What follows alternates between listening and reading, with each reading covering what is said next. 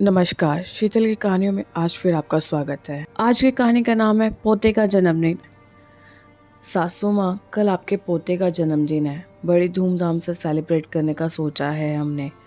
आप कल सुबह सुबह ही आ जाइएगा। आखिर दादी है आप मुन्ने की। खूब जोर शोर से सारी तैयारी करेंगे। लीजिए अपने बेटे से बात कीजिए। ऐसा कहते हुए सारिका ने अपने पति को फ़ोन पकड़ा दिया। माँ प्रणाम, कैसे हैं आप दोनों? हाँ बेटा, हम लोग बिल्कुल ठीक हैं। तुम सब कैसे हो? कौशल्या जी ने पूछा। तो उनका बेटा रोहित बोला, सब ठीक है माँ। अच्छा माँ, कल आप दोनों तैयार रहना। मैं आप लोगों को सुबह ही लेने आ जाऊँगा। अब फ़ोन रखता हूँ। इधर जैसे ही कौशल्या जी ने फ़ोन रखा तो उनके पति लक्ष्मी प्रसाद जी शाम की सैर करके वापस घर लौट आए।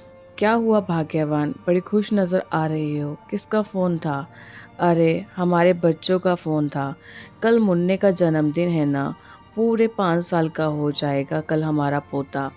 बच्चों ने कल शाम को घर पर उसके जन्मदिन की पार्टी रखी है, इसलिए बच्चे कह रहे थे कि हम कल सुबह ही उनके घर पहुंच जाएं। सुबह रोहित हमें लेने आएगा, कौशल्या जी ने बड़े उत्साहपूर्वक कहा। तो इतना सुनते ही लक्ष्मी प्रसाद जी के चेहरे पर निराशा के भाव आ गए।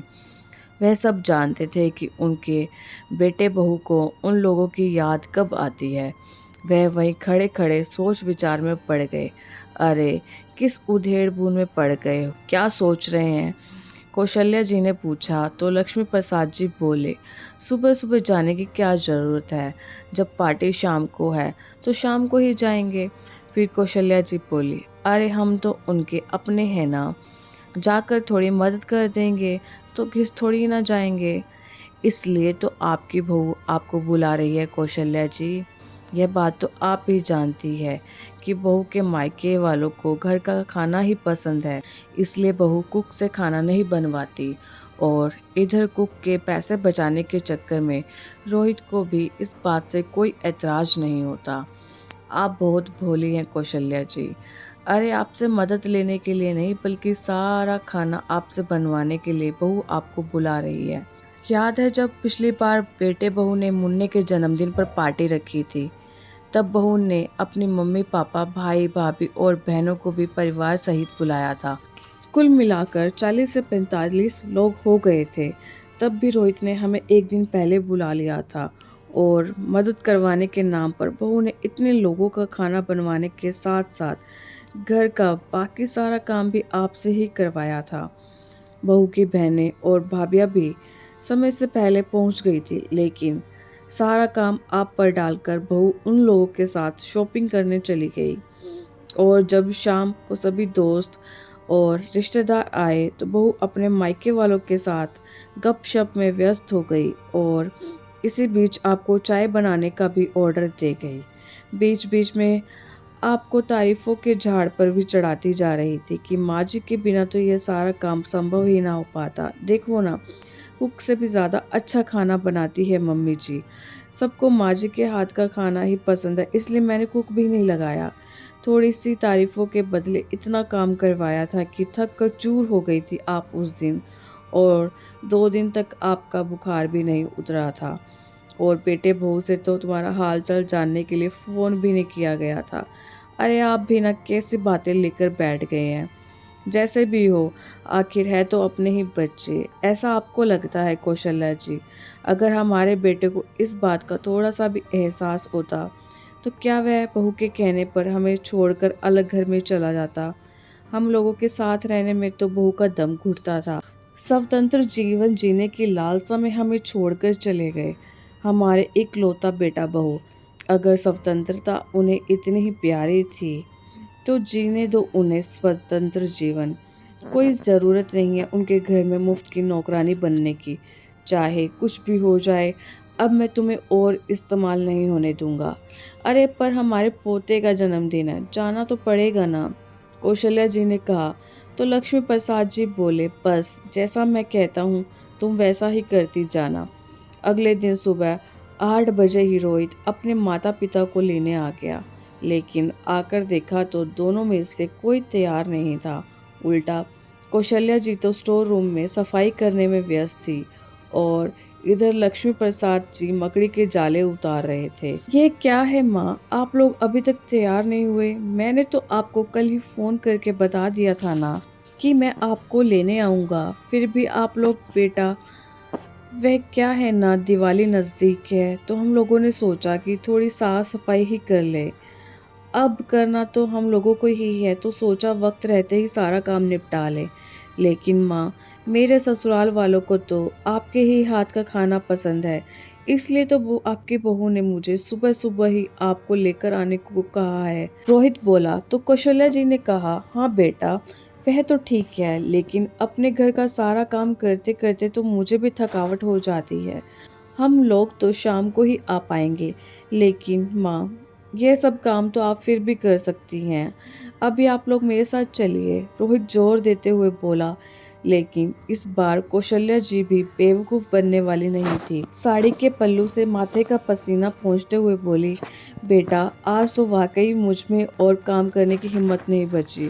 मैं तो शाम को ही आ सकती हूँ, और वैसे भी मैं कोई काम वाली बाई थोड़ी ना हूँ जो इतने लोगों का खाना बनाती रहूँ।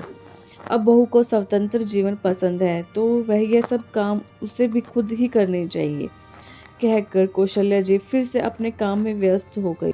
उधर लक्ष्मी प्रसाद जी उनकी यह बातें सुनते सुनते मन ही मन मुस्कुरा रहे थे कि आखिर कौशल्या को मेरी बात समझ में तो आई। कौशल्या जी की यह सब बातें रोहित को कुछ बुरी तो लगी, लेकिन समझ में तो उसे भी आ रहा था। खैर, वह तो वापस चला गया, परंतु जैसे ही अपने घर पहुंचा तो उसकी पत्नी सारिका उसे अकेला देखकर बोली, अरे आप अकेले ही वापस लौट आए हो, माँ बाबूजी कहाँ हैं? वह सारिका दरअसल अपने घर का काम करने में व्यस्त थी, इसलिए बहुत थक गई थी। वह लोग तो शाम को ही आ पाएंगे। पार्टी की सारी तैयारियां तुम्हें अकेले ही करनी पड़ेंगी। इतना सुनते ही सारिका के पैरों तले ज़मीन खिसक गई। अब इतनी जल्दी कुक का इंतज़ाम कैसे होगा? और अगर खाना बाहर से मंगाया तो घर पर जो सामान रखा है उसका क्या होगा? अब तो सारे काम के बारे में सोच सोच कर शालू के हाथ पांव फूलने लगे और सोच में पड़ गई कि आखिर अब क्या किया जाए। मन ही मन उसे अपनी सासू माँ पर गुस्सा आ रहा था। फिर कुछ सोच विचार कर उसने अपने मायके में फ़ोन किया और अपनी माँ से बोली, माँ, पार्टी की तैयारी करवाने के लिए मुझे मदद की ज़रूरत है। आप भाभी को अभी मेरे घर पर भेज दीजिए। लेकिन यहाँ भी उसे मुंह की खानी पड़ी। उसकी भाभी ने स्पष्ट जवाब दे दिया कि इतना सारा काम तो मुझसे ना हो पाएगा, आप किसी मेड को बुला लो तो ही अच्छा है। थक हार कर सारिका ने फिर से अपनी सासू माँ को फ़ोन लगाया, लेकिन इस बार कौशल्या जी ने फ़ोन नहीं उठाया, क्योंकि अब वह भी समझ चुकी थी कि आज तो केवल उसका इस्तेमाल ही किया जा रहा था। आखिरकार सारिका खुद ही रसोई घर में घुसी और जल्दी जल्दी से सारा काम करने लगी, लेकिन शाम तक उसकी हालत खराब हो चुकी थी।